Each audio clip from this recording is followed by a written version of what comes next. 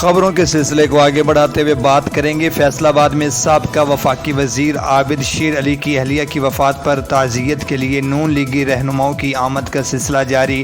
اس سلسلے میں آج مرکزی جمعیت اہل حدیث پاکستان کے مرکزی ناظم اعلیٰ سینیٹر ڈاکٹر حافظ عبدالکریم سابق وفاقی وزیر چودھری عابد شیر علی کی اہلیہ کی وفات پر تعزیت کے لیے فیصل آباد آمد۔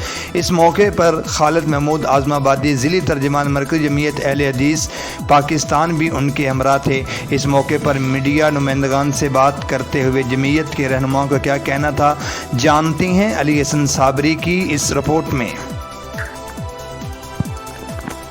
جی، حکومت تمام محاذوں پر ناکام ہو چکی، بے روزگاری، مہنگائی اور غربت ملکی تاریخ کی بلند ترین سطح پر پہنچ چکی ہے۔ بجلی، گیس اور پیٹرولیم مصنوعات کی قیمتیں آسمانوں کو چھو رہی ہیں۔ اینٹی کرپشن میں پیشیاں کوئی نئی بات نہیں، حکومت کو کچھ نہیں ملے گا۔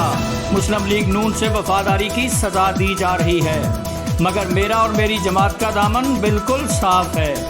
ہم حکومتی ناکامیوں کو منظر عام پر لا کر ہی دم لیں گے۔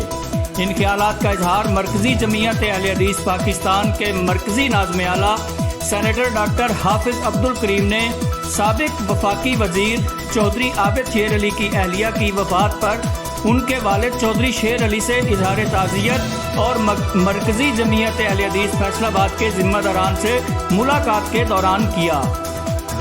اس موقع پر مرکزی جمعیت اہل حدیث پاکستان کے ناظم سیاسی امور چودھری کاشف نواز رندھاوا، ناظم مرکزیہ ضلع قاری محمد ارشد، ضلعی ترجمان خالد محمود اعظم آبادی، انجمن تاجران سٹی کے صدور اور دیگر بھی موجود تھے۔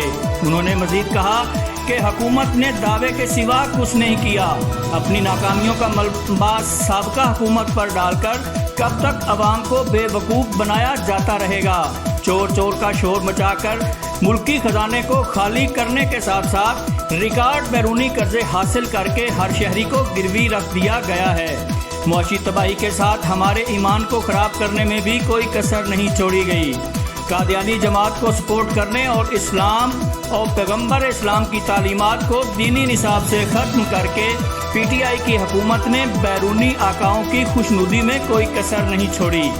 سینیٹر ڈاکٹر حافظ عبدالکریم نے چودھری عابد شیر علی کی اہلیہ وکیل صحابہ قاری عبدالحفیظ فیصل آبادی مرحوم اور قاری محمد حنیف بھٹی کی اہلیہ محترمہ کے لیے دعائیں مغفرت اور درجات کی بلندی کے لیے دعائیں کی۔